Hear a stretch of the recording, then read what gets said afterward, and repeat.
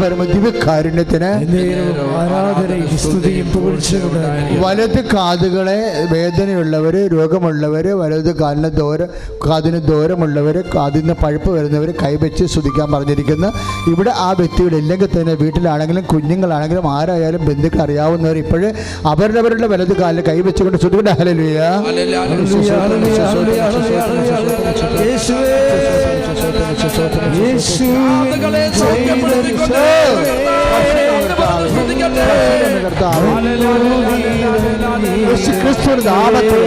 ഭാരത രോഗങ്ങള്, തീരാവേദികള് നാമത്തിൽ മാറിക്കൊണ്ട്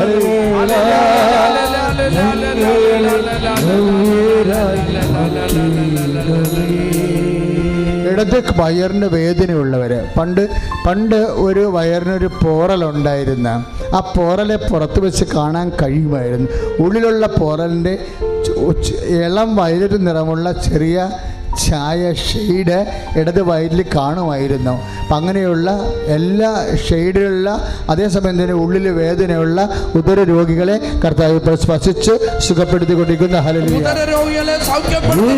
കർത്താവ് കാണിക്കുന്നു. അസ്ഥികൾക്ക് അപ്പുറത്തും ഇപ്പുറത്തും നീളത്തിലുള്ള ദ്വാരങ്ങളുണ്ട്. സ്വാഭാവികമായ ദ്വാരമാണെന്ന് തോന്നുന്നു, ഉണ്ടായ ദൂരമല്ല, പണ്ട് മുതലേ ഉള്ള ദൂരമാണ്. സ്വാഭാവികം അസ്ഥികൾക്ക് ഉണ്ടാകുന്ന ദൂരങ്ങൾ 8 പോലെയാണ് അതിന് ഷേപ്പ് ഇരിക്കുന്നത്. 8 പോലെ ആയിരിക്കുമ്പോൾ ആ 8ൻ്റെ 2 പൂജ്യങ്ങളും ഉള്ളതുപോലെയുള്ള ദൂരങ്ങൾ ഉണ്ട്. ഈ അസ്ഥികൾക്ക് എന്നാ അസുഖമെന്ന് അറിയത്തില്ല, പക്ഷേ അസ്ഥികളെ ഉള്ള ഗുരുതരമായ അസുഖത്തെ ഇപ്പോൾ ഈശോ പൂർണ്ണമായി സുഖപ്പെടുത്തുന്ന ഹല്ലേലൂയ. സന്തോഷത്തോടെ നന്ദി പറഞ്ഞുകൊണ്ടിരിക്കുക. പൂപ്പൽ പിടിക്കുന്ന ശരീരഭാഗങ്ങൾ, ചില ശരീരഭാഗങ്ങളിൽ പൂപ്പൽ പിടിക്കുന്നുണ്ട്. മൈക്രോസ്കോപ്പിൽ നോക്കിയാൽ വെളുത്ത തൂവെള്ള പഞ്ഞി പോലെ ഇരിക്കും. പഞ്ഞിയല്ല, നമ്മൾ ഈ മൂടൽ മഞ്ഞ് പോലെ, മഞ്ഞ് നീരാവി പോലെ ഇരിക്കും. അങ്ങനെ പൂപ്പൽ പിടിക്കുന്ന ഞരമ്പിൻ്റെ ചില ഭാഗങ്ങൾ, ആ രോഗമുള്ള വ്യക്തികളെ കർത്താവ് സുഖപ്പെടുത്തിക്കൊണ്ടിരിക്കുന്നു. ഹല്ലേലൂയ.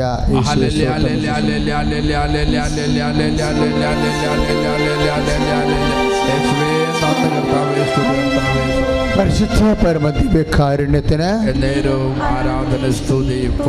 ഉണ്ടായിരിക്കട്ടെ. പ്രിയപ്പെട്ടവരെ, വലിയ സാക്ഷ്യങ്ങളാണ് നമ്മൾ കേട്ടത്. ചാക്കോവർഗീസിൻ്റെ സാക്ഷ്യം ആയിരുന്നു ആദ്യമായി നമ്മൾ കേട്ട ഒരു സാക്ഷ്യം. അദ്ദേഹത്തിൻ്റെ ചില കമൻറ്റുകൾ ഞാൻ വളരെ ശ്രദ്ധിച്ചിരുന്നു. വിശ്വാസത്തിൻ്റെ ആൾക്കാരെ, വിശ്വാസികളെ അദ്ദേഹം രണ്ടായി തിരിച്ചു. സാധാരണ വിശ്വാസികളും അസാധാരണ വിശ്വാസികളും. അപ്പം അത് ഞാൻ പണ്ടേ പലപ്പോഴും ശുശ്രൂഷയിൽ അനുസ്മരിച്ചിട്ടുള്ള ഒരു വിഷയമാണ്. അതായത് സാധാരണ വിശ്വാസികളെന്ന് പറയുമ്പോൾ എന്താണ് വരണത്? പാരമ്പര്യമായി ഉള്ള വിശ്വാസികൾ. പാരമ്പര്യ വിശ്വാസികൾക്കുണ്ടാകുന്ന ഒരു പ്രത്യേകത എന്താ? അതായത് അവർക്ക് പ്രത്യേകിച്ച് വിശ്വാസത്തിൽ വിശ്വാസമുണ്ട്, പക്ഷേ ഹെവി ഡ്യൂട്ടി ചെയ്യാൻ ആ വിശ്വാസം പ്രാപ്തമല്ല. അതാണ് പ്രശ്നം. ഹെവി ഡ്യൂട്ടി എന്ന് വെച്ച് കഴിഞ്ഞാൽ, ഇപ്പോൾ തന്നെ ആ കുഞ്ഞിൻ്റെ വിഷയം എന്താ? അത് ബ്ലഡ് ക്യാൻസറാണ്. അത് ഹെവി ഡ്യൂട്ടിയാണ്. ഒരു ജലദോഷവും പനിയും മാറണ പോലെ അത് മാറത്തില്ല. അപ്പം അതാണ് ഹെവി ഡ്യൂട്ടി. സാധാരണ വിശ്വാസം എന്ന് പറയുമ്പോൾ ഹെവി ഡ്യൂട്ടി ചെയ്യുന്നതിന് കുറച്ച് പരിമിതികളുണ്ട്. അതുകൊണ്ട് എപ്പോഴും അച്ഛൻ എന്നാ പറയണത്? വിശ്വാസം അപ്ഗ്രേഡ് ചെയ്യണം. വിശ്വാസം അപ്ഗ്രേഡ് ചെയ്യണമെന്ന് അച്ഛൻ പറയും. ചില സമയത്ത് ഞാൻ പറയും വിശ്വാസം നമ്മുടെ പേരിൽ കൂട്ടി പിടിക്കാൻ പറയും. വിശ്വാസ പ്രമാണം പൊക്കുവരവ് ചെയ്ത് നമ്മുടെ പേരിൽ കൂട്ടി തണ്ടപ്പേര് പിടിക്കാൻ പറയും. രണ്ട് കാര്യം ഇങ്ങനെ. കാര്യം ഈ വിശ്വാസ പ്രമാണം ഇപ്പം നമുക്ക് ആ പ്രമാണം ആരുടെ കയ്യിൽ നിന്ന് കിട്ടിയതാണ്? അപ്പൻ്റെ അമ്മയുടെ കയ്യിൽ നിന്ന് കിട്ടിയതായിരിക്കും അല്ലേ? അപ്പനും അമ്മയും ക്രിസ്ത്യാനി ആയതുകൊണ്ട് നമ്മൾ ക്രിസ്ത്യാനിയായി അവർ പറഞ്ഞു തന്ന വിശ്വാസ പ്രമാണം ചൊല്ലിക്കൊണ്ട് ഇപ്പോഴും നടക്കുകയാണ്. പക്ഷേ പ്രോബ്ലം എന്ന് വെച്ച് കഴിഞ്ഞാൽ ഇത് ഈട് വെക്കാൻ കുഴപ്പത്തില്ല. ഈട് വെക്കുമ്പോൾ കർത്താവ് ചോദിക്കും, ഇത് നിൻ്റെ പേരിലല്ലോ, നിൻ്റെ അപ്പൻ്റെ പേരിലല്ലേ എന്ന് പറയും. ഇപ്പോഴും ഈ 10-55 കൊല്ലം ക്രിസ്ത്യാനിയായി ജീവിച്ചിട്ട് ഇപ്പോഴും അപ്പൻ്റെ വിശ്വാസത്തിലാണെങ്കിൽ പണിയായിരിക്കും അത്. കർത്താവ് എപ്പോഴും നോക്കണത് എന്താ? വിശ്വാസം നിൻ്റെ പേരിലാക്കിയോ എന്ന് ചോദിക്കും. ഇപ്പം ചാക്കോ വർഗീസ് എന്നാ ചെയ്തത്? വിശ്വാസം തൻ്റെ പേരിലാക്കാൻ അദ്ദേഹം ഇവിടുന്ന് എഴുതി കൊടുത്ത പ്രാർത്ഥന കുഞ്ഞിൻ്റെ ടെസ്റ്റ് നടന്നുകൊണ്ടിരിക്കുന്ന സമയത്ത് ഒറ്റക്ക് പോയിരുന്ന് അദ്ദേഹം ഒറ്റയ്ക്ക് 2 കാര്യങ്ങൾ ചെയ്യുന്നുണ്ട്. ഒന്ന്, ഡോക്ടർ അദ്ദേഹത്തിൻ്റെ മകനെ ബ്ലഡ് ക്യാൻസർ ആണെന്ന് പറഞ്ഞപ്പോൾ അദ്ദേഹം പറഞ്ഞത് എന്താ? എനിക്ക് കരയാൻ വേണ്ടി മാത്രം ഡോക്ടർ ഒരു മുറി തന്ന പോലെ ആയെന്ന്. ഞാൻ അവിടെ ഇരുന്ന് കരഞ്ഞെന്ന് 1 മണിക്കൂർ. അത് വിശ്വാസം സ്വന്തം പേരിലാക്കുന്നതിന് മുമ്പുള്ള ഒരു ചാക്കോ വർഗീസാണ്. അതിനുശേഷം അദ്ദേഹം എന്താ പറഞ്ഞത്? RCCയിൽ ടെസ്റ്റ് നടന്നുകൊണ്ടിരിക്കുന്ന സമയത്ത് ഞാൻ 1 മണിക്കൂർ പോയി പ്രത്യക്ഷീകരണ പ്രാർത്ഥന ചൊല്ലിക്കൊണ്ടിരുന്നെന്നാണ് പറയുന്നത്. അത് നമ്മൾ ഒരു ഇഷ്യൂ ഉണ്ടായിക്കഴിയുമ്പോൾ നമ്മൾ മുതൽ മുടക്കുകയാണ്. അപ്പൻ സ്വന്തമായിട്ട് മുതൽ മുടക്കുകയാണ്. അപ്പോഴേ നമ്മളുടെ സ്വന്തമായ മുതൽ മുടക്കെന്ന് പറഞ്ഞാൽ എന്താ? ദൈവത്തിൽ കർത്താവ് നേടിയെടുത്ത കൃപയിലെ മുതലേ. നമ്മുടെ മുതലെന്ന് പറഞ്ഞാൽ എന്താ? ക്രൂശിക്കപ്പെട്ടവൻ അവൻ്റെ പീഡാനുഭവത്തിലൂടെയും അവൻ്റെ കുരിശു മരണത്തിലൂടെയും പിതാവിനെ മഹത്വപ്പെടുത്തിക്കൊണ്ട് പാപത്തിന് പരിഹാരം ചെയ്ത് നീതി നിറവേറ്റിക്കൊണ്ട് അവൻ നേടിയെടുത്ത പിതാവിൻ്റെ പ്രസാദത്തിനാണ് മുതലെന്ന് പറയണത്. നമ്മുടെ മുതലതാണ്. എന്താണ്? കൃപ. അതുകൊണ്ടാണ് കൃപയുടെ കാര്യം പറയുമ്പോഴേ കർത്താവിൻ്റെ വചനം പറയും, കൃപയും സത്യവും യേശുക്രിസ്തു വഴി ഉണ്ടായി. അതാണ് യോഹന്നാൻ 1:16. കൃപയും സത്യവും യേശുക്രിസ്തു വഴി ഉണ്ടായി. അപ്പം കർത്താവ് ഉണ്ടാക്കിയതാണ് കൃപ. കർത്താവ് എങ്ങനെയാണ് ഉണ്ടാക്കിയത്? ഈ കൃപ പിതാവിൻ്റെ പ്രസാദമാണ്. അതായത് മനുഷ്യൻ ചെയ്ത പാപത്തിന് പരിഹാരമായി ഈശോ പരിഹാരം ചെയ്ത് കഴിഞ്ഞപ്പോൾ, മനുഷ്യപ്രകൃതിയിൽ പരിഹാരം ചെയ്ത് കഴിഞ്ഞപ്പോൾ പിതാവ് പ്രസാദിച്ചു. അതാണ് ഇതാ ഞാൻ തിരഞ്ഞെടുത്ത എൻ്റെ ദാസൻ എന്ന് പറഞ്ഞ്, ഞാൻ തിരഞ്ഞെടുത്ത എൻ്റെ ദാസൻ, എൻ്റെ ആത്മാവ് പ്രസാദിച്ച എൻ്റെ പ്രിയപ്പെട്ടവൻ. അതാണ് പീഡാനുഭവത്തിൽ സംഭവിച്ചത്. അതാണ് മത്തായി ശ്ലീഹ 12:18 എന്ന് പറഞ്ഞ്. മത്തായി ശ്ലീഹ 12-ാം അധ്യായം 18-ാം വാക്യം. ഇതാ ഞാൻ തിരഞ്ഞെടുത്ത എൻ്റെ ദാസൻ, എൻ്റെ ആത്മാവ് പ്രസാദിച്ച എൻ്റെ പ്രിയപ്പെട്ടവൻ. അപ്പൊ പിതാവിൻ്റെ പ്രസാദത്തിനാണ് എന്നാ പറയണത്? കൃപ എന്ന് പറയണത്. ഈ പിതാവിൻ്റെ പ്രസാദം ആരുണ്ടാക്കിയെടുത്തതാ? ഈശോ പീഡാനുഭവത്തിലൂടെ പാപത്തിന് പരിഹാരം ചെയ്ത് മനുഷ്യൻ ചെയ്ത പാപത്തിന് പരിഹാരമായിട്ട് ദൈവം തന്നെ മനുഷ്യ പ്രകൃതിയിൽ പരിഹാരം ചെയ്ത് നീതി നിറവേറ്റി ഉണ്ടാക്കിയെടുത്തതാണ്. കാര്യം നേരത്തെ കൃപ ഉണ്ടാക്കാൻ ആർക്കും കഴിഞ്ഞില്ല. എന്താണ് കഴിയാതിരുന്നത്? അവർ മനുഷ്യൻ ചെയ്ത പാപത്തിന് വേണ്ടി ആടിനെയാണ് ബലിയർപ്പിച്ചത്. അതുകൊണ്ടാണ് സങ്കീർത്തകൻ പറയണത്, മുറപ്രകാരമുള്ള ഹനനയാഗങ്ങളിൽ എന്ന് പറഞ്ഞ്, ഹോമയാഗങ്ങളിലെ ഞാൻ സംപ്രീതനായില്ല. അപ്പോൾ ഞാൻ പറഞ്ഞു, പിതാവേ, അങ്ങയുടെ ഇഷ്ടം നിറവേറ്റുകയാണ് എൻ്റെ സന്തോഷം. അപ്പോഴെങ്ങനെയാണ് ഈ സന്തോഷം ഉണ്ടാക്കിയത്? ഈശോ സന്തോഷം എന്താണ്? പിതാവിൻ്റെ ഇഷ്ടം നിറവേറ്റുക. ഇഷ്ടം നിറവേറ്റുന്നതിലാണ് കൃപ ഉൽപ്പാദിപ്പിക്കപ്പെടുന്നത്. Praise the Lord. നീരാവി ഘനീഭവിക്കുമ്പോഴാണ് മഴ ഉണ്ടാവുന്നത്, ഇല്ലേ? നീരാവി ഘനീഭവിക്കുമ്പോൾ മഴ ഉണ്ടാകുന്നത് പോലെയാണ് ദൈവ ഇഷ്ടം നിറവേറ്റുമ്പോൾ കൃപ ഉൽപ്പാദിപ്പിക്കപ്പെടും. അതാണ് സങ്കീർത്തനം 40:6. സങ്കീർത്തനം 40:6 മുറപ്രകാരമുള്ള ഹോമയാഗങ്ങളിൽ പറഞ്ഞ്, ഹനനയാഗങ്ങളിൽ ഞാൻ സംപ്രീതനായില്ല. അപ്പോൾ ഞാൻ പറഞ്ഞു, അപ്പാ, ഇതാ ഞാൻ വരുന്നു, അങ്ങയുടെ ഇഷ്ടം നിറവേറ്റുകയാണ്, അങ്ങയുടെ ഇഷ്ടം നിറവേറ്റുകയാണ്, അങ്ങയുടെ ഇഷ്ടം നിറവേറ്റുകയാണ് എൻ്റെ സന്തോഷം. കൈ അടിച്ച് കിടത്താൻ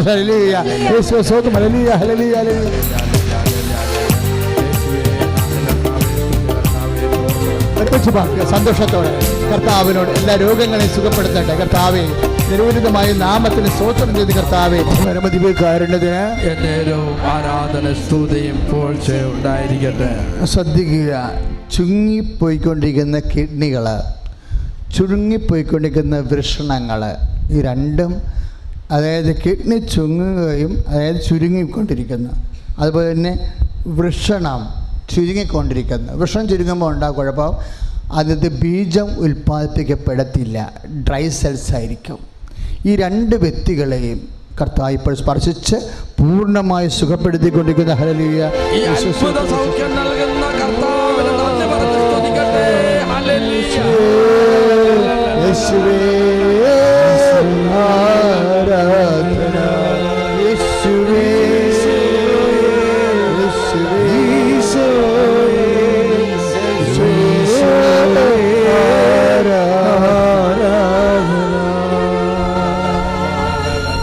ഏറ്റു പ്രാർത്ഥിച്ച് കർത്താവായ ദൈവമേ, അങ്ങയുടെ തിരുസന്നിധിയിൽ അങ്ങയുടെ അടുത്തിരുന്നു കൊണ്ട് അങ്ങേ ആരാധിച്ച് അഭിഷേകം പ്രാപിക്കാൻ അനുഗ്രഹം ലഭിച്ച ഞങ്ങളെയും വിദൂരങ്ങൾ ഇരുന്നു കൊണ്ട് ഈ ശുശ്രൂഷയിൽ പങ്കെടുക്കുന്ന യൂട്യൂബിലൂടെയും മൊബൈലിലൂടെയും മറ്റ് മാധ്യമങ്ങളിലൂടെയും ഈ ആരാധനയിലെ ഏത് സമയത്തും പങ്കെടുക്കുന്ന എല്ലാവരെയും തിരുമുറുവാർന്ന വലത് കരത്താൽ ആശീർവദിക്കണമേ. അവിടെ രോഗങ്ങള്, നാനാവിധ ജീവിത ദുരിതങ്ങള്, ജീവിത പ്രയാസങ്ങള് യേശുവിന്റെ നാമത്തില് ലോകം മുഴുവനും ഇപ്പോൾ ഈ പ്രാർത്ഥനയിൽ പങ്കെടുക്കുന്ന എല്ലാവരും അനുഗ്രഹിക്കുന്നതിനെ ഓർത്ത് നന്ദി പറഞ്ഞ് സ്തുതിക്കട്ടെ. ഹല്ലേലൂയ. നമ്മൾ ഇടത് ഭാഗത്ത്, അതായത് നമ്മുടെ പതകിന് താഴെ ഇടതുവശത്ത് പണ്ട് ഇങ്ങനെ കുരു വന്ന് പൊട്ടുകയും പിന്നെ എന്നാ സംഭവിച്ചെന്നറിയത്തില്ല, ഇപ്പോഴും ഉള്ളതുപോലെയാണ് ദർശനത്തിലുള്ളത്. അത് അങ്ങനെ മുന്നോട്ട് ചിന്തിച്ചാൽ കിഡ്നിയുമായി ബന്ധപ്പെട്ടുള്ള രോഗങ്ങളാകാം. ഈ ഇടതുവശത്ത് അച്ഛൻ കാണിക്കണ ഈ വശത്ത് മുതുകിൻ്റെ ബാക്കിൽ ഇടതുവശത്ത് പണ്ട് കുരുവ് ഇപ്പോഴും ആയാലും ശരി, എപ്പോഴാണെന്ന ടൈമിനെക്കുറിച്ച് വ്യക്തതയില്ല, പക്ഷേ ആ രോഗം ഉള്ളിലേക്കുള്ള രോഗമാണ്, മുറിവിൻ്റെ രോഗമാണ്. കർത്താവ് ഈ സമയം ആ വ്യക്തിയെ കർത്താവ് സ്പർശിച്ച് സുഖപ്പെടുത്തുന്ന ഹല്ലേലൂയ.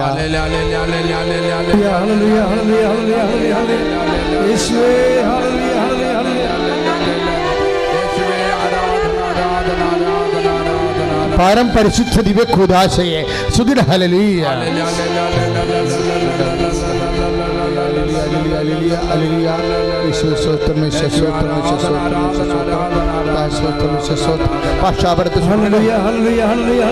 ശക്തിയോടെ സ്തുതിക്കട്ടെ. ഹല്ലേലൂയ.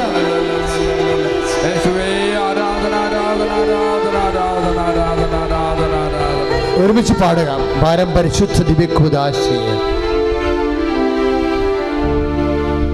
പരിശുദ്ധ പരമദിവ്യകാരണത്തിന് ഹല്ലേലൂയ.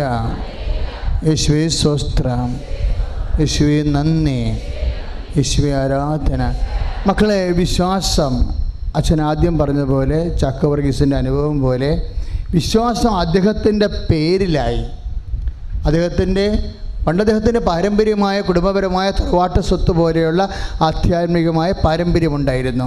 അതുവഴി അദ്ദേഹം പള്ളിയിൽ പോയിരുന്നു, കുടുംബ പ്രാർത്ഥന ചെയ്തിരുന്നു, അതുപോലെ തന്നെ തിരുനാളുകളിലും മറ്റു കാര്യങ്ങളിലും ഭക്തിയോടെ സംബന്ധിച്ചിരുന്നു. അപ്പോൾ അദ്ദേഹം ആചാരാനുഷ്ഠാന പ്രകാരമുള്ള പാരമ്പര്യ വിധി പ്രകാരം അദ്ദേഹം ചെയ്തിരുന്നതാണ്. ഇപ്പോഴേ ഈശോ എന്നാ ചെയ്യാൻ പോകുന്നു? അദ്ദേഹത്തിൻ്റെ വിശ്വാസത്തെ അപ്ഗ്രേഡ് ചെയ്യാൻ പോകുന്നു. നമ്മുടെ വിശ്വാസത്തെ നമുക്കറിയാമല്ലോ, വിശ്വാസമെന്ന് പറയണത് എപ്പോഴും ഇങ്ങനെ അപ്ഗ്രേഡ് ചെയ്തുകൊണ്ടിരിക്കണം. അതിന് ഇഷ്യൂ തന്നെ ഉണ്ടാകണമെന്ന് അങ്ങനെ ഒരു രീതിയുണ്ട്. അല്ലാതെ തന്നെ വ്യക്തികൾ ദൈവത്തെ സ്നേഹിച്ച് സൽപ്രവൃത്തികൾ വളർന്നും വിശ്വാസം അപ്ഗ്രേഡ് ചെയ്യാവുന്നതാണ്. നമുക്കറിയാം എന്താണ്, നമ്മൾ വിശ്വസിക്കുമ്പോൾ ആരല്ല വിശ്വസിക്കണത്?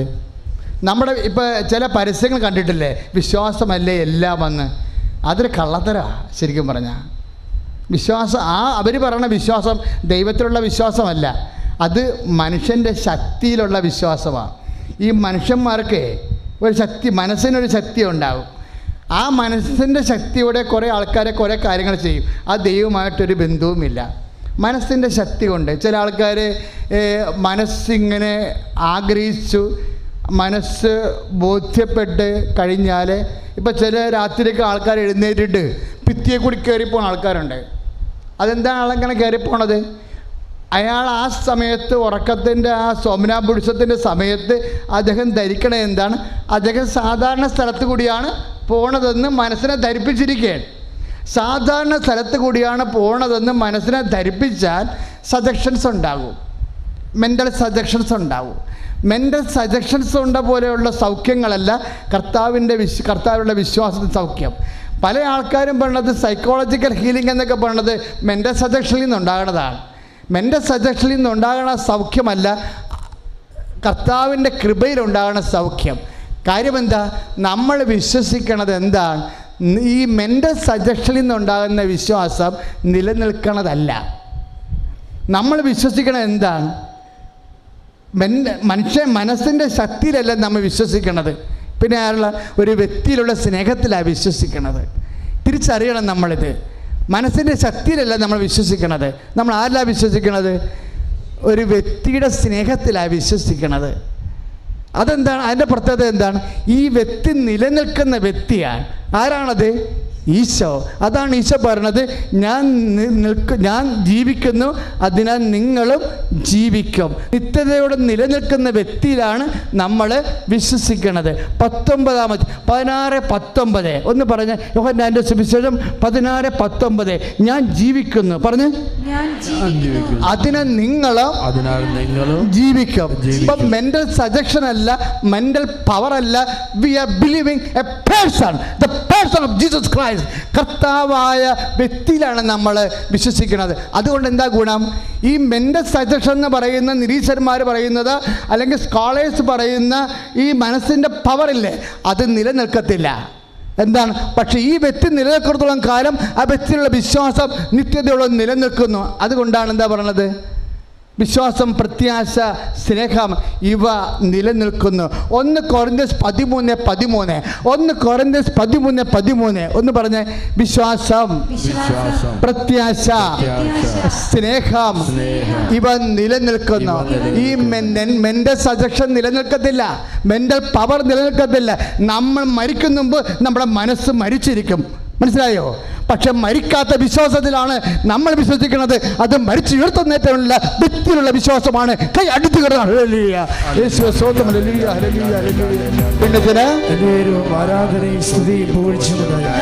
ഈശോ തന്നെ തറവായ രോഗിയെ ഒരു അന്ധനെ സുഖപ്പെടുത്തിയില്ലേ? യോഹന്നാന്റെ സുവിശേഷത്തിലെ 9-ാം അധ്യായത്തിൽ ഒരു അന്ധനെ സുഖപ്പെടുത്തിയില്ലേ?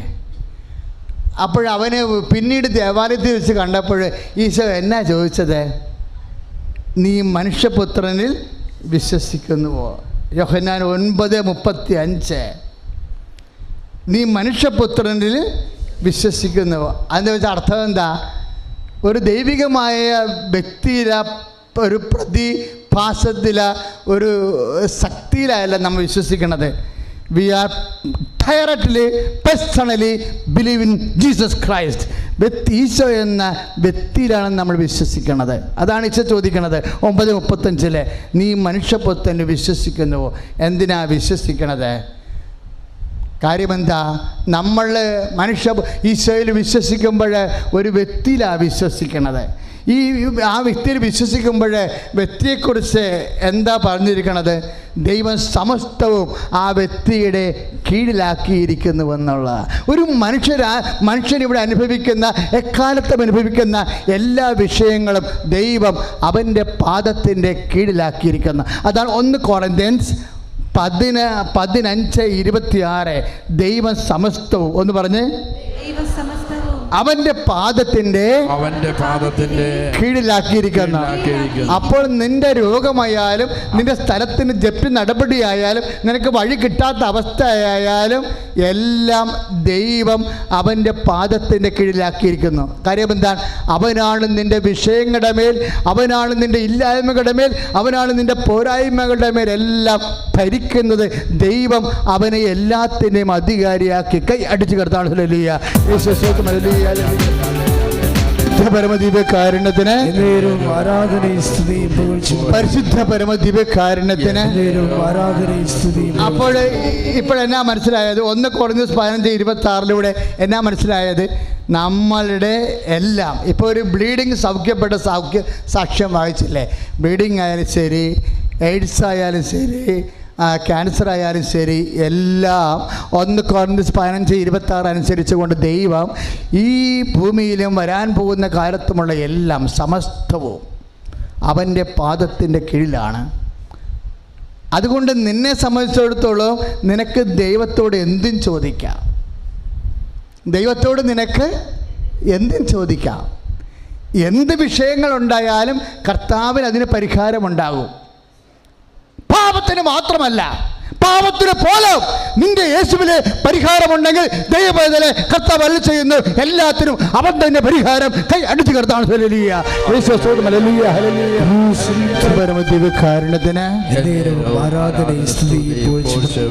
ഒരു ജീപ്പ് ഓടിച്ചുകൊണ്ടിരിക്കുന്ന സമയത്ത് എന്തോ ഒരു കട്ടറെ കയറിയിട്ട് അത് ബ്രേക്കോ ക്ലച്ചോ ചവിട്ടുന്നതിൻ്റെ ഇടയ്ക്ക് തെറ്റിപ്പോയി കാലിടറിയിട്ട് ചെറിയ കണ്ണങ്കാലിൻ്റെ കുഞ്ഞസ്ഥികൾ ഡാമേജായി. അതിനുശേഷം കാല് കുത്തി ചവിട്ടാൻ പറ്റാത്ത, ഇതുപോലെ ഒന്നും ബ്രേക്കൊന്നും ചവിട്ടാൻ പറ്റാത്ത അവസ്ഥയായി. ആ മകൻ്റെ കാലിനെ കർത്താവ് സ്പർശിച്ച് സുഖപ്പെടുത്തിക്കൊണ്ടിരിക്കുന്ന. ഹല്ലേലൂയ.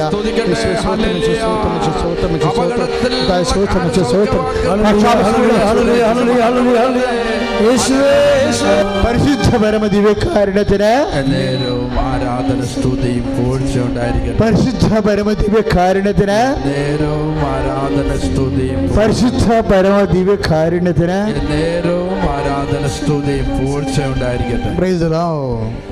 അപ്പോഴേ എല്ലാം ദൈവം കർത്താവിൻ്റെ നാമത്തിൻ്റെ കീഴിലാക്കിയിരിക്കുകയാണ്. ഇനി ഈ നാമത്തെ ഏറ്റു പറയുമ്പോഴാണ് വിശ്വാസത്തിൻ്റെ ഫലമുണ്ടാകണത്. നമുക്കറിയാമല്ലോ നമ്മുടെ എല്ലാ വിശ്വാസം എങ്ങനെയാണ് നീതീകരിക്കണത്. യാക്കോബ് 2:22 വിശ്വാസം അതിൻ്റെ പ്രവൃത്തികളാൽ പൂർണ്ണമാക്കപ്പെടുന്നു എന്ന് പറഞ്ഞേ. വിശ്വാസം അതിൻ്റെ പ്രവൃത്തികളാൽ പൂർണ്ണമാക്കപ്പെടുന്നു. അപ്പോൾ വിശ്വാസം പൂർണ്ണമാക്കപ്പെടണം. ആ ചാക്കോ വർഗീസ് പറഞ്ഞ കറക്റ്റാ. പാരമ്പര്യ വിശ്വാസം എന്ന് പറയുന്നത് 1st ഡിഗ്രി ഫെയ്ത്താണ്. അതിൻ്റെ 2nd ഡിഗ്രി ഉണ്ട്, 3rd ഡിഗ്രി ഉണ്ട്, 4th ഡിഗ്രി ഉണ്ട്. എനിക്ക് തോന്നണത് ഒരു 7th ഡിഗ്രി വരെ വിശ്വാസം ഉണ്ടെന്നാണ്. ഇങ്ങനെ പൂർണ്ണമാക്കിക്കൊണ്ടേയിരിക്കും. എപ്പോഴും വിശ്വാസം പൂർണ്ണമാക്കുമ്പോഴേ, ഇപ്പോൾ തന്നെ ഒരു ഉദാഹരണം, ഒരു വിധവയില്ലേ, കർത്താവിൻ്റെ വചനത്തിൽ ഒരു വിധവയുണ്ടല്ലോ, ആ ചില്ലിക്കാശിട്ട വിധവ. അവരെന്നാ ചെയ്തത്? ഒരു ചെമ്പ് തൊട്ട് കൊണ്ടുവന്ന് ശ്രീഭണ്ഡാരത്തിൽ ഇട്ട്. അപ്പോൾ കർത്താവ് അതിനെക്കുറിച്ച് കമൻ്റ് ചെയ്തു. കാര്യം ചാക്ക് കണക്കിന് നോട്ട് കിട്ടിയിട്ട് ആൾക്കാരൊക്കെ ഇട്ടിട്ട് കർത്താവ് അത്രയും ദൈവം ശ്രദ്ധിച്ചിട്ടില്ല. പക്ഷേ ആ സ്ത്രീ ഒരു ചെമ്പ് തൊട്ടിട്ടപ്പോൾ കർത്താവ് അത് വലിയ കാര്യമായിട്ട് ഏറ്റെടുത്ത്. മനസ്സിലായോ? ഇത് നിസ്സാര കാര്യമായിട്ട് കരുതരുത്. മർക്കോസ് 12:44 ആ സാധു വിധവ തൻ്റെ എന്തുകൊണ്ടാണ് കർത്താവ് അത് ഇങ്ങനെ ഏറ്റു പറയാൻ കാര്യമെന്താ?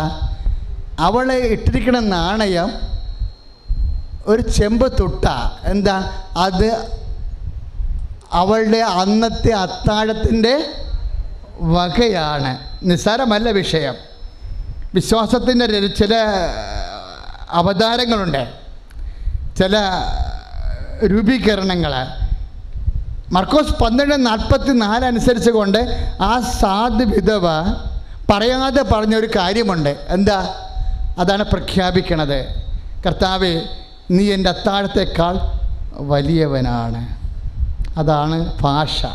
ദൈവം ശരിക്കും തർജ്ജമ ചെയ്യാൻ അറിയാവുന്ന ആളാണ്. നമ്മുടെ എല്ലാ പ്രവൃത്തികളും അപ്പം തന്നെ കർത്താവ് തർജ്ജമ ചെയ്തെടുക്കും. അവൾ പറയാതെ പ്രഖ്യാപിച്ച എന്താ? വിശ്വാസം എന്തിനു വേണ്ടിയുള്ളതാണ്? യേശു കർത്താവാണെന്ന് അക്ഷരം കൊണ്ട് ഏറ്റുപറയാനല്ലേ? എന്നിട്ട് എന്താണ്? ദൈവം അവന് മരിച്ചോളൂ ഉയർപ്പിച്ചതെന്ന് ഹൃദയത്തിൽ വിശ്വസിക്കാൻ. 10:9 റോമാലേഖനം. അതിൻ്റെ താഴെ എന്താണ് എഴുതിയിരിക്കുന്നത്? അതിൻ്റെ എല്ലാത്തിൻ്റെ രത്നചുരുക്കം എന്താ? യേശു കർത്താവാണെന്നാണ്. ആ വിധവ അതാ പറഞ്ഞത്, ദൈവമേ നീ എൻ്റെ ഉപജീവനത്തെക്കാൾ വലിയവനാണ്. ഇത് അപ്പോഴെന്താ? ഒന്നാം പ്രമാണമാണത്. ഈ എപ്പോഴും നമ്മൾ ശ്രദ്ധിക്കേണ്ടത് നമ്മുടെ വിശ്വാസ സാക്ഷ്യങ്ങളിലെല്ലാം നമ്മൾ ദൈവത്തോട് എന്ത് ചോദിച്ചു എന്നല്ല പ്രശ്നം. ദൈവത്തോട് എന്തും ചോദിക്കാം. പറഞ്ഞാൽ മനസ്സിലായ മക്കളെ? ദൈവത്തോട് എന്തും ചോദിക്കാം. കടത്തുരുത്തിൽ നിന്ന് വന്നൊരു അപ്പച്ചൻ എന്നോട് പറഞ്ഞു, എൻ്റെ അച്ഛാ ഈശോനോട് ചോദിച്ചിട്ട് ഒരു 10-12 സെൻറ്റ് സ്ഥലം, അത് ഞാനാണ് അപ്പനോട് പറഞ്ഞത്. അപ്പൻ എന്നോട് 20 സെൻറ്റാണ് ചോദിച്ചത്. ഇപ്പം കർത്താവ് 12 എന്നാണ് എന്നോട് പറഞ്ഞത്. 12 മതിയാവുമെന്ന്. അതെന്താ എനിക്ക് മനസ്സിലായിട്ടില്ല. ഞാൻ പറഞ്ഞ് ഇത് കിട്ടിക്കഴിയുമ്പോൾ ഒന്ന് സാക്ഷ്യം പറയാൻ പറഞ്ഞിട്ടുണ്ട്. പക്ഷേ എനിക്കിഷ്ടപ്പെട്ടെന്ന് അറിയാവോ? കടത്തത്തിൽ അപ്പച്ചൻ ചോദിച്ചത് എനിക്ക് 20 സെൻറ്റ് സ്ഥലവും അതിൻ്റെ അകത്തൊരു 3-4 പ്ലാവും 4-5 മാവും വേണമെന്ന്. എനിക്കാണെങ്കിൽ ഭയങ്കരമായിട്ട് ഇഷ്ടപ്പെട്ട് ഞാൻ എൻ്റെ ഇടവകയിൽ ചെന്നപ്പോൾ കർത്താവ് പറഞ്ഞു, കർത്താവ് കടത്തുരുത്തിൽ അപ്പച്ചൻ ചോദിച്ചിട്ട് നീ ഇതൊക്കെ കൊടുത്തിട്ടില്ല. എനിക്ക് ചോദിക്കാതെ തന്നെ എൻ്റെ പള്ളിമേടയിൽ എത്ര മാവും എത്ര പ്ലാവും പൂത്തു നിൽക്കണേ. അത് ഒരു ജീവിക്കാനുള്ള മനസ്സിൻ്റെ ഒരു പച്ചപ്പാണത് കർത്താവിന്. അപ്പം ഞാൻ പറഞ്ഞു, ഇത് ഞാൻ വാങ്ങിച്ചു തരാമെന്ന് പറഞ്ഞ് അപ്പൻ്റെ തലയൊക്കെ വെച്ചപ്പോൾ കർത്താവ് പറഞ്ഞു 12 എന്ന് പറഞ്ഞു. ഞാൻ പറഞ്ഞു 12 സെൻറ്റ് സ്ഥലം എവിടെയെങ്കിലും അപ്പം കാണുമെങ്കിൽ, മാവും പ്ലാവുള്ള സ്ഥലം കാണുകയാണെങ്കിൽ കാശില്ലെങ്കിലും ഈ കാശുരൂപം കൊണ്ടിട്ടേക്കാൻ പറഞ്ഞു. അത് നിങ്ങൾക്ക് തരും എന്ന് പറഞ്ഞു. എന്താ നമ്മൾ ഇടണത്? എന്താണ്? വിശ്വാസമാണ് ഇടണത്. 12 സെൻറ്റ് സ്ഥലം, 20 സെൻറ്റല്ല, 12 സെൻറ്റ് സ്ഥലം, ഒരു മാവും പ്ലാവും, കുറച്ച് മാവും പ്ലാവും. എനിക്ക് ഭയങ്കര ഇഷ്ടപ്പെട്ടത് കേട്ടപ്പോൾ. കുറച്ച് മാവും പ്ലാവുമുള്ള സ്ഥലം അപ്പം കാണുകയാണെങ്കിൽ അപ്പൻ ഈ കാശുരം കൊണ്ടുപോയിട്ടേക്കാൻ പറഞ്ഞു. എന്താ കാര്യം? കാശുരൂപത്തെ എന്തായിട്ടിരിക്കണത്? വിശ്വാസമാണ്. വിശ്വാസം കൊണ്ട് നമ്മൾ സ്ഥാപിക്കുകയാണ്. അപ്പോൾ കർത്താവ് വിശ്വസിക്കുമ്പോൾ വിശ്വാസത്തിൻ്റെ ഒരു പ്രവൃത്തിയാണത്. നമ്മളിപ്പോൾ പറഞ്ഞില്ലേ, ഉടമ്പടി തൈലം തേച്ചു ആ മുഴ കാണാനില്ലെന്ന് പറഞ്ഞില്ലേ? എന്താണത്? വിശ്വാസത്തിൻ്റെ പ്രവൃത്തിയാണ്. ഉടമ്പടി തൈലവും തിരിയും ഉപ്പും എല്ലാം എന്താ? അടയാളങ്ങളാണ്. നമ്മുടെ വിശ്വാസം പ്രയോഗിക്കാൻ വേണ്ടിയുള്ള അടയാളങ്ങളാണ്. അതല്ല സുഖപ്പെടുത്തുന്നത് എന്താണ്? അവിടെ നമ്മൾ ഇൻവെസ്റ്റ് ചെയ്ത ഒരു വിശ്വാസമുണ്ട്. കാര്യം എന്താണ്? ഈ മുഴയായാലും 12 സെൻറ്റ് സ്ഥലമായാലും ഇനി 12 ഏക്കറായാലും ദൈവം സമസ്തവും അവനെയാണ് ചുമതലപ്പെടുത്തിയിരിക്കുന്നത്. അവനുള്ള വിശ്വാസത്തിലാണ് നമ്മൾ. അതുകൊണ്ടാണ് ഈശോ ചോദിക്കുന്നത്, നീ മനുഷ്യപുത്രനിൽ വിശ്വസിക്കുന്നുവോ എന്ന്. എന്താ? വിശ്വസിച്ചാൽ നീ കണ്ടതല്ല കാണാൻ പോണതെന്ന്. വിശ്വസിച്ചാൽ നീ ദൈവത്തിൻ്റെ മഹത്വം ദർശിക്കും. അതാണ് വിശ്വാസത്തിൻ്റെ. അപ്പം വിശ്വാസം എന്തിനുള്ളതാണ്? വിശ്വാസം പ്രയോഗിക്കാനുള്ളതാണ്. അപ്പം വിശ്വാസം പ്രയോഗിച്ച് കഴിയുമ്പോഴാണ് നമുക്കത് അനുഭവവേദ്യമായിട്ട് വരണത്. അപ്പോൾ ദൈവം എന്ത് ചെയ്യുമെന്നറിയാവൂ? നമ്മുടെ വിശ്വാസം, മേൽത്തരം വിശ്വാസങ്ങൾ നമുക്ക് വർദ്ധിക്കാൻ വേണ്ടി സാഹചര്യത്തിൽ സമ്മർദ്ദം ഉണ്ടാകുമ്പോൾ നമ്മൾ അതിനൊപ്പം ഉയരണം. ഇപ്പം എന്തെങ്കിലും, ഇപ്പം ഞാൻ അച്ഛൻ എന്താ പറഞ്ഞത്? ദൈവത്തോട് നമുക്ക് എന്തും ചോദിക്കാം. കാര്യം എന്താണ്? ദൈവം സമസ്തവും. ഇപ്പം എന്നോട് ഒരു മോള് പറഞ്ഞത് എന്താണ്? അതായത് അവൾക്ക് ഓസ്ട്രേലിയയിലും പോകണം, ജർമ്മനിയിലും പോകണം. പക്ഷെ അവൾക്ക് ഇഷ്ടം എന്താ? ഓസ്ട്രേലിയയിൽ പോകുന്നതാണ് അവൾക്കിഷ്ടം. പക്ഷേ ഈശോനോടത് പറഞ്ഞാൽ അതിനെല്ലാം അവൾ പഠിച്ചിരിക്കുന്നത് ന്യൂസിലൻഡിൽ പോകാൻ വേണ്ടിയാണ്. UK-യിലാണ് വിസ. UK-യിലേക്കാണ് പ്രോസസ്സിങ് നടന്നുകൊണ്ടിരിക്കുന്നത്. അതാണ് അവൾക്ക് അക്സസിബിളായിട്ട് വന്നത്. വിസ UK-യിലേക്കുള്ള വിസയാണ് പ്രോസസ്സിങ് നടന്നുകൊണ്ടിരിക്കുന്നത്. അപ്പോൾ അവളുടെ മനസ്സിൽ ഈശോനോട് പറഞ്ഞു, ഈശോയെ എനിക്ക് ഓസ്ട്രേലിയയിൽ പോകാനാണ് ഇഷ്ടം, പക്ഷേ അത് കിട്ടിയില്ലാത്ത കൊണ്ട് ഞാൻ ഇതെടുക്കുകയാണ്. അപ്പം അവൾ പറഞ്ഞത്, എൻ്റെ മനസ്സിൽ ഞാൻ ഈശോനോട് പറഞ്ഞെന്നാണ് പറയണത്. എന്താണ്? എനിക്ക് ഓസ്ട്രേലിയയിൽ പോകാനാണ് ഇഷ്ടമാകുന്നത്. പക്ഷേ പ്രോസസ്സിങ് നടക്കണ എവിടെയാണ്? UK-യിലാണ്. പക്ഷേ ഈശോനെ എന്നറിയാവോ? ഓസ്ട്രേലിയയിൽ PR ഉള്ള ഒരുത്തിനെ കൊണ്ട് അവളെ കെട്ടിച്ച്. ഇപ്പോൾ അവൾ പറയുന്നത് എന്താ അറിയാമോ? ഞങ്ങൾ രണ്ടും കൂടി ആശ്രയിപ്പോകണമെന്ന്. Praise the Lord. അതായത് ദൈവത്തോട് എന്തും ചോദിക്കാം. ദൈവത്തോട് കാര്യം എന്താണ്? ദൈവം സമസ്തവും അവൻ്റെ, നിൻ്റെ ആസ്ട്രേലിയ ആയാലും ന്യൂസിലൻഡ് ആയാലും 12 സെൻറ്റ് സ്ഥലമായാലും ദൈവം സമസ്തവും അവൻ്റെ പാദത്തിൻ്റെ, ഒന്ന് പറഞ്ഞ ദൈവം സമസ്തവും അവൻ്റെ പാദത്തിൻ്റെ കീഴിലാക്കിയിരിക്കുന്നു. അപ്പം യേശു എന്നെക്കുറിച്ച് അറിയണം. പക്ഷെ ഒരു പ്രശ്നമുണ്ട്. ദൈവത്തോട് എന്തും ചോദിക്കാം. പക്ഷെ പ്രശ്നം എന്താണ് ചോദിക്കണതെന്നല്ല പ്രശ്നം, ആരാണ് ചോദിക്കണതെന്നാണ് പ്രശ്നം. ഇവിടെയാണ് വിഷയം വന്നത്. എന്താണ് ചോദിക്കണം എന്നല്ല പ്രശ്നം, പിന്നെന്താണ് ആരാണ് ചോദിക്കണത്. അപ്പം ഞാനെപ്പോഴും എന്താ ചെയ്യണമെന്നറിയാവോ? ഞാൻ 89 തുടങ്ങിയ ശുശ്രൂഷയാണ്. നിങ്ങൾക്ക് കർത്താവിനോട് ചോദിക്കാൻ നിങ്ങളെ ഞാൻ എക്വിപ്പ് ചെയ്തുകൊണ്ടിരിക്കുകയാണ്. ഉടമ്പടി പ്രാർത്ഥനയുടെ കാരുണ്യ പ്രവൃത്തികൾ, ഉടമ്പടി പ്രാർത്ഥനയുടെ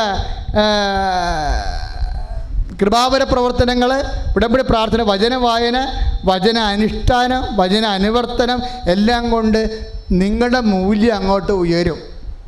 ഇപ്പോൾ വിധവയുടെ മൂല്യം ഉയർന്നില്ലേ? എന്തുകൊണ്ടാണ് അവിടെ മൂല്യം ഉയർന്നത്? അവൾ 1-ാം പ്രമാണം പ്രഖ്യാപിച്ചിട്ടാ. അവൾ എന്താ പറയണത്?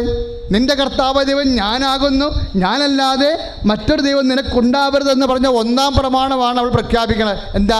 കർത്താവേ, നീ എനിക്ക് ദൈവം മാത്രമല്ല, എൻ്റെ ജീവനത്തെക്കാളും എൻ്റെ ഉപജീവനത്തെക്കാളും നീ എനിക്ക് വലിയവനാണെന്ന്. Praise the Lord. അത് 1-ാം പ്രമാണമാണ്. നമ്മുടെ പ്രവർത്തനങ്ങളിലെ, നിലപാടുകളിൽ, സമീപനങ്ങളിലെ നമ്മളെ വിശ്വാസം എന്താ മക്കളെ?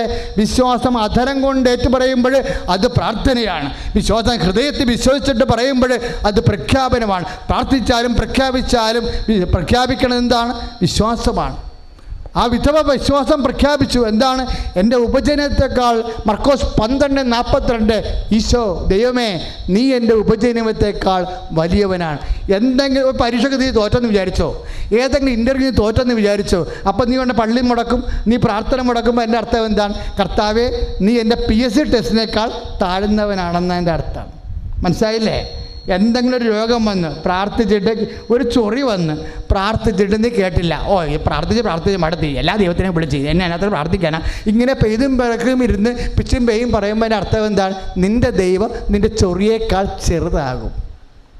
അതാണ് പ്രശ്നം. അതാണ് സംഭവിക്കുന്നത്. നിൻ്റെ ഒരു ചൊറി വന്നു നിനക്ക്, അത് പ്രാർത്ഥിച്ച് മാറണില്ല, ഓ അതിനകത്ത് പ്രാർത്ഥിക്കണം, എല്ലാ ദൈവത്തിനെയും വിളിച്ച് എന്ന് പ്രാർത്ഥിക്കും. ഇങ്ങനെ പെയ്തും പിറക്കും പിശാചിനെ പോലെ പിച്ചും പെയ്യും ഇരിക്കുമ്പോൾ ദൈവം എന്താ മനസ്സിലാക്കണത്? നിൻ്റെ ദൈവം നിൻ്റെ ചൊറിയേക്കാൾ ചെറുതാണ്.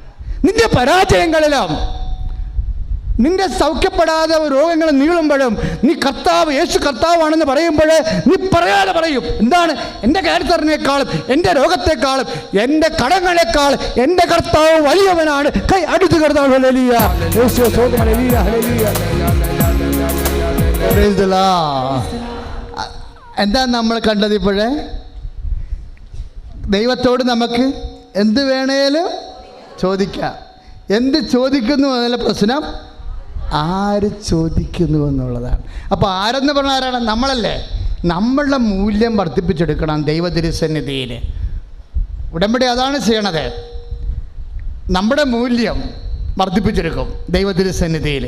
ചോദിക്കാൻ പറ്റിയ കപ്പാസിറ്റി ഉള്ള വ്യക്തിയായിട്ട് നമ്മളെ ഉടമ്പടി വളർത്തും.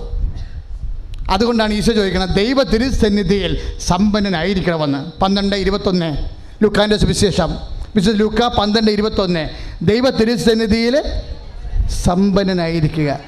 അപ്പം നിങ്ങളുടെ മൂല്യം വർദ്ധിച്ചുകൊണ്ടിരിക്കുക. ഉടമ്പടി അനുവർത്തിച്ച് എന്താ കാര്യം എന്നറിയാവോ? ഞാൻ ഒരു കാര്യം ചോദിക്കട്ടെ. ഇപ്പം കാനായിലെ കല്യാണം തന്നെ വിഷയം. കാനായിലെ കല്യാണത്തിൽ എന്താ സംഭവിച്ചത്? ആ കുടുംബത്തിന് വിഞ്ഞ് തീർന്നു പോയി. ഈ സംഭവം പത്രോസാണ് വന്ന് പറയണമെന്നുണ്ടെങ്കിൽ ഉള്ള അവസ്ഥ എന്തായിരിക്കും? അതാണ് പ്രശ്നം. എന്ത് ചോദിക്കണം എന്നല്ല പ്രശ്നം. ഈ സംഭവം അവർക്ക് വീഞ്ഞില്ല എന്നുള്ളത് കർത്താവ് അടയാളം കാണിക്കാൻ തുടങ്ങിയിട്ടില്ല. കർത്താവ് അടയാളം കാണിക്കാൻ തുടങ്ങിയിട്ടില്ല. പിതാവിൻ്റെ മനസ്സിലാണ് ഈശോ അടയാളം കാണിക്കുന്ന ദൈവരാജ്യത്തിൻ്റെ സമയം. ദൈവരാജ്യം പ്രോദ്ഘാടനം ചെയ്തിട്ടില്ല. അടയാളങ്ങളിലൂടെ ഈശോ മഹത്വപ്പെടാൻ നടന്നിട്ടില്ല. ഈശോയുടെ മഹത്വീകരണത്തിൻ്റെ സമയമാണത്. പക്ഷേ അത് അത്രയും ഭയങ്കര ഒരു പ്രതിസന്ധിയുള്ളൊരു വിഷയമാണ്. ഈ വിഷയത്തിന് പത്രോസാണ് മീഡിയേറ്റ് ചെയ്യണമെങ്കിലുള്ള അവസ്ഥ എന്താണ്? നടക്കത്തില്ല ഈ സംഭവം. അതാണ് വിഷയം വരുന്നത്. അത് എന്താണ് ചോദിച്ചതെന്നല്ല വിഷയം, ആരാണ് ചോദിച്ചതെന്നാണ്. അമ്മ ചോദിച്ചപ്പോഴും ഈശോ കാര്യം പറഞ്ഞു. എന്താണ്? എൻ്റെ സമയം ആയിട്ടില്ല. പക്ഷെ ചോദിച്ച ആൾ വേറെയാണ്. കാര്യം എന്താ? ചോദിച്ച ആളിന് ഈശോനോടുള്ളതുപോലെ ബന്ധം അപ്പായോടുണ്ട്. കാരണം അപ്പായ്ക്ക് കുറച്ച് കടങ്ങളുണ്ട് അമ്മയോടെ. അപ്പയുടെ വചനങ്ങൾ കേട്ട ആളാണ്. അതിനുവേണ്ടി കുറേ ഇൻവെസ്റ്റ്മെൻറ്റ് വന്നിട്ടുണ്ട്. ചാണാക്കുഴി പെറ്റുകിടക്കേണ്ടി വന്ന്, സ്വന്തം വീട്ടിൽ നിന്ന് ഓടേണ്ടി വന്ന്, എല്ലാം വചനത്തെ പ്രതി അവൾ ഹൃദയത്തിൽ സംഗ്രഹിച്ച ആളാണ്. അപ്പായുടെ വചനം. അതുകൊണ്ടാണ് ഈശോ ആരാണ് എൻ്റെ അമ്മയെന്ന് ചോദിക്കുമ്പോൾ ഈശോയ്ക്ക് 2 പ്രാവശ്യം ഒരു ഉത്തരമേ ഉള്ളൂ. 8:11 ലൂക്ക 11:27 ദൈവവചനം, അപ്പാൻ്റെ വചനം കേട്ട ആളാണെന്ന്. ദൈവവചനം കേൾക്കുകയും അതനുസരിച്ച് ജീവിക്കുകയും ചെയ്ത ആളാണ്. ആ ദൈവവചനം കേൾക്കുകയും അതനുസരിച്ച് ജീവിക്കുകയും ചെയ്യുന്ന ആളെന്ന് പറയുമ്പോൾ,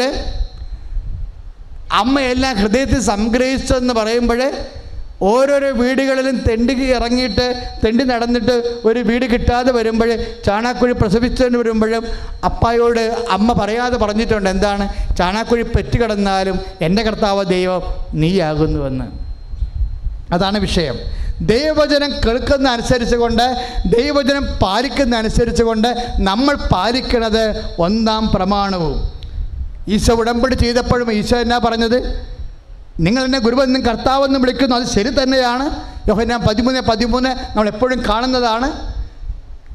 നിങ്ങളുടെ ഗുരുവും കർത്താവുമായി ഞാൻ നിങ്ങളുടെ പാദം കഴിയുമെങ്കിൽ നിങ്ങളും പരസ്പരം. അപ്പം അതെന്താ വചനം? അതും കൽപ്പനയാണ്. ഇപ്പം നമ്മൾ എന്താ കൽപ്പന? എല്ലാത്തിലുപരി ദൈവത്തെ സ്നേഹിക്കുക, നിന്നെപ്പോലെ നിൻ്റെ അയൽക്കാരനെയും സ്നേഹിക്കുക. ഉടമ്പടിയുടെ കൽപ്പനയാണ്. ഉടമ്പടി കൽപ്പനയാണ് നമ്മൾ കാരുണ്യ പ്രവൃത്തിയായിട്ട് അനുവർത്തിക്കണത്. ഉടമ്പടി നിബന്ധനയാണ് നമ്മൾ കാരുണ്യ പ്രവൃത്തിയായിട്ട് അനുവർത്തിക്കുന്നത്. ഞാൻ രോഗിയായിരുന്നു, നിങ്ങളെന്നെ സന്ദർശിച്ചു. ഞാൻ കാരാഗൃഹവാസിയായിരുന്നു, നിങ്ങളെന്നെ സന്ദർശിച്ചു എന്ന് പറയുമ്പോൾ അവസാനവും ഈ ഉടമ്പടി പാലിച്ചിട്ടുണ്ടോ എന്നാണ് ഞങ്ങൾ മാത്രമല്ല ചോദിക്കാൻ പോണത്. സീനിയർ കൗൺസിലേഴ്സോട് ചോദിക്കും, നിങ്ങൾ ഉടമ്പടി പാലിച്ചിട്ടുണ്ടോ എന്ന് ചോദിക്കും. അപ്പോൾ നിങ്ങൾ പറയും, ഞാൻ രോഗിയെ കണ്ടു, അവരെ കുളിപ്പിച്ചു, ഭക്ഷണം കൊടുക്കില്ലാതെ ഭക്ഷണം കൊടുത്തു, വസ്ത്രമില്ലാതെ വസ്ത്രം കൊടുത്തു എന്നൊക്കെ പറയുമ്പോഴും ഈ കൗൺസിലർ അവിടെ നോട്ട് ചെയ്ത് വെക്കും. ഇവർ ചുമ്മാ പറയണതാണ്, കള്ളത്തരമാണ് പറയണമെന്ന്. നിങ്ങളറിയത്തില്ല, നോട്ട് കാണുക അവരുടെ. എന്താ കാര്യം? നിങ്ങളുടെ ഭർത്തൃ കാണുമ്പോൾ തന്നെ, ശരീരഭാഷ കാണുമ്പോൾ തന്നെ അറിയാം നിങ്ങളൊരു രോഗിനെ കണ്ടിട്ടില്ല, ഒരു രോഗിനെ കുളിപ്പിച്ചിട്ടുമില്ല, നിങ്ങൾ രോഗിക്ക് വസ്ത്രം കൊടുത്തിട്ടുമില്ല, പഴയ കക്ഷി തന്നെയാണ് നിങ്ങളെ. പിന്നെ ഇത് ഉടമ്പടി പുതുക്കാൻ വേണ്ടി ഉടായ്പ പറയണതാണെന്ന് പറയും. അപ്പോൾ അവരെ നോട്ട് അവിടെ ചെയ്ത് വെച്ച് കേൾക്കും. നിങ്ങൾ അറിയത്തില്ലെന്ന് മാത്രമേ ഉള്ളൂ. അപ്പോൾ അതായത് അത് ദൈവത്തോട് ചെയ്യുന്ന വാഗ്ദാനമാണ്. കാര്യം എന്താണ്? ഇത് ഇവിടെയല്ല. അവസാനം ചോദിക്കുന്നത് ഉടമ്പടി പാലിച്ചിട്ടുണ്ടോ എന്ന് ചോദിക്കത്തുള്ളൂ. എന്താണ്? എൻ്റെ പിതാവിനാൽ അനുഗ്രഹിതരെ വരുവിൻ, ലോകം ആരംഭം ഒരുക്കിക്കുന്ന രാജ്യം കൈവശമാക്കിക്കൊള്ളുവിൻ. എന്താണ് കാര്യം? എനിക്ക് വിശന്നു, നിങ്ങൾ എനിക്ക് ഭക്ഷണം തന്നു. ഉടമ്പടി പാലിച്ച കാര്യമാണ് പറയണത്. എന്താണ്? നിന്നെപ്പോലെ തന്നെ നിൻ്റെ അയൽക്കാരനെയും സ്നേഹിക്കണം. ഉടമ്പടി നമ്മുടെ ജീവിതത്തെ മാറ്റണം. നിങ്ങൾക്കിപ്പോഴും ഉടമ്പടിയെ ദൈവം കാണുന്നൊരു കാഴ്ചയുണ്ട്. അത് എൻ്റെ ദൈവ പൈതൽ ദൈവരാജ്യത്തിന് അനിപേക്ഷണമായി ജീവിതത്തെ അഴിച്ചു പണിഞ്ഞോ എന്നാണ് കർത്താവ് നോക്കുമ്പോൾ. നിങ്ങൾ നോക്കണത് എന്താണ്? എൻ്റെ IELTS B+ കിട്ടിയോ എന്നാണ് നോക്കണത്. അങ്ങനെ ദൈവത്തെ തൂക്കരുത്. നിൻ്റെ IELTS തോറ്റാലും നിന്നെ ജീവിപ്പിക്കാൻ കർത്താവിനറിയാം. കാര്യം നിൻ്റെ കർത്താവ് നിൻ്റെ IELTS വലിയവനാണ്. കൈ അടിച്ച് കർത്താവ്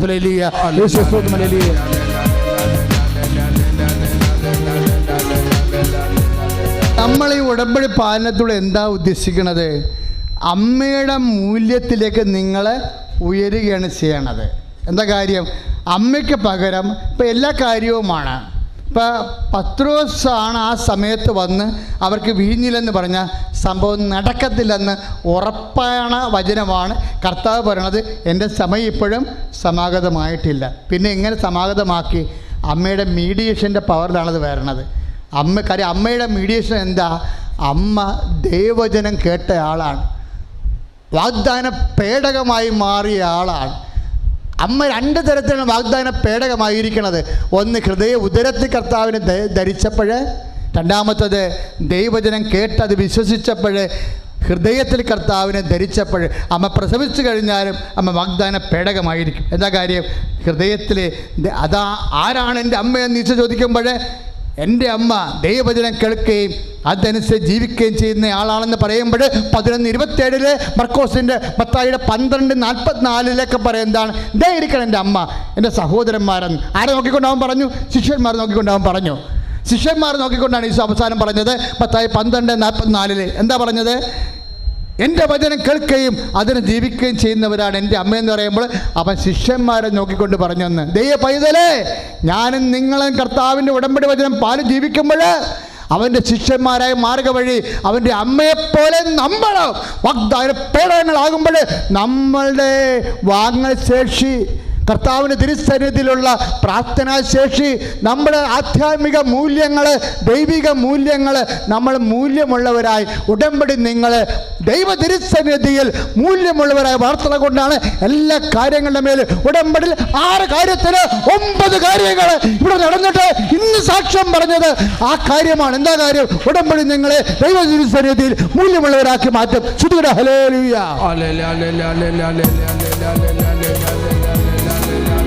ഹല്ലേലൂയ, ഹല്ലേലൂയ. ശക്തിയോടെ സ്തുതിക്കട്ടെ യേശുവേ. എല്ലാവരും എഴുന്നേൽക്കുക. നേർച്ച വസ്തുക്കൾ എടുത്തുകൊണ്ട് എഴുന്നേൽക്കുക.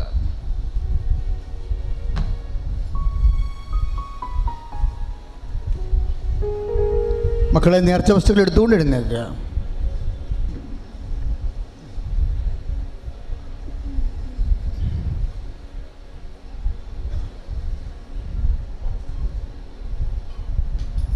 ഒത്തിരിയേറെ സന്ദേശങ്ങളും സൗഖ്യങ്ങളും കർത്താവ് നൽകി. അത് അനുഭവസ്ഥർ അടുത്ത മാസം മുതൽ സാക്ഷ്യം പറയേണ്ടതാണ്.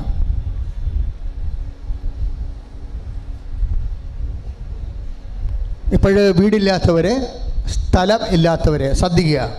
വീടില്ലാത്തവർ, വീട് സ്ഥലവുമില്ലാത്തവർ, സ്ഥലം മാത്രമില്ലാത്തവർ, വാടകയ്ക്ക് താമസിക്കുന്നവർ, ജോലി ഇല്ലാത്തവർ, ടെസ്റ്റ് ഇൻ്റർവ്യൂ ഒക്കെ കഴിഞ്ഞവർ, അതിനുവേണ്ടി പരിശ്രമിക്കുന്നവർ, റീവാലുവേഷന് വേണ്ടി കൊടുത്തിട്ടുള്ളവർ, സ്ഥലം വിൽക്കാനുള്ളവർ, വഴി ഇല്ലാത്തവർ, അങ്ങനെയുള്ള എല്ലാ മക്കളെയും പരിശുദ്ധ അമ്മ വഴി ഈശോയ്ക്ക് സമർപ്പിക്കുന്ന വലിയ സമയമാണ്. നിങ്ങളുടെ ജോലി ഇല്ലാത്തവർ, ജോലി നഷ്ടപ്പെട്ടവർ, ഉടമ്പടി വച്ചിരിക്കുന്ന മുഴുവൻ വിഷയങ്ങൾ, പാക ഉടമ്പടി നടക്കാത്തവർ, കല്യാണം ഒത്തുവരാത്തവർ, മക്കൾ ഇല്ലാത്തവർ, മാരക രോഗികൾ, എല്ലാവരുടെ മേലും കർത്താവിൻ്റെ വിടുതൽ ലഭിക്കാൻ അതിശക്തമായ സ്തുതിക്കട്ടെ. ഹല്ലേലൂയ. എല്ലാ രോഗികളുടെ മേലും കർത്താവിൻ്റെ ശക്തി. ഈശോ ത്വക്ക് രോഗികളെ, ഈശോ ത്വക്ക് രോഗികളെ, ഈശോ കൽ രോഗികളെ, ഈശോ ഷുഗർ രോഗികളെ, ഈശോ ഗർഭാശയ രോഗികളെ, ഈശോ മാരക രോഗികളെ, ഈശോ കിഡ്നി രോഗികളെ, ഈശോ സിസ്റ്റ് രോഗികള്, പിസ്റ്റുല രോഗികള്, പിസിയോടി രോഗികള്, ഈശോ സിസ്റ്റ് ഉള്ളവര്, മുഴ ഉള്ളവര്, ഈശോ ക്യാൻസർ ഉള്ളവര്, അസ്ഥി രോഗികൾ, അസ്ഥി ലഭിക്കുന്നവര്, രക്തംപോക്കുകാര്, അസ്ഥിക്ഷയമുള്ളവര്, വെള്ളപ്പോക്കിന് അസുഖമുള്ളവര്, കർത്താവ് അണ്ടം ഉത്പാദിപ്പിക്കപ്പെടാത്തവര്, ബീജം ഉത്പാദിപ്പിക്കപ്പെടാത്തവര്, കർത്താവ് മെൻസസ് സൈക്കിൾ കറക്റ്റ് അല്ലാത്തവര്, പല തരത്തിലുള്ള വേദന അനുഭവിക്കും. Jesus Christ, pour out the Spirit, and peace of Spirit, and peace of Spirit, of power and grace. ഉടമ്പടിയിൽ വെച്ച എല്ലാ രോഗങ്ങളുടെ മേൽ സൗഖ്യം നൽകുന്ന കർത്താവിനെ നന്ദിയോടെ സ്തുതിക്കട്ടെ. നേർച്ച വസ്തു എടുക്കുക, നേർച്ച വസ്തു എടുക്കുക. മക്കൾ ശ്രദ്ധിക്കുക, നമ്മുടെ ഏറ്റവും വലിയ നേർച്ച വസ്തു കർത്താവിൻ്റെ ആശീർവാദമുള്ള വെഞ്ചരിച്ച പത്രമാണ്.